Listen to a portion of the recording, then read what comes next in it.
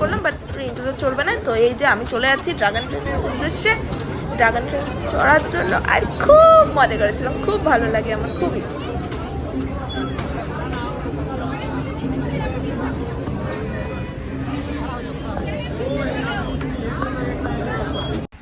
এরপরে ওখানে live pizza হচ্ছিল, মানে চোখের সামনে পিৎজাটা বানিয়ে দিবে। তো সেটা রিন্টু ওখানে যায় পিৎজা খাবে করছিল। তারপরে সেই পিৎজা নিয়ে আসলো, খুবই জঘন্য লেগেছে আমার খেতে। চিকেন পিৎজা ছিল, 150 টাকা দাম নিয়েছিল, খুবই বাজে লেগেছে, আমার তো ভালো লাগেনি।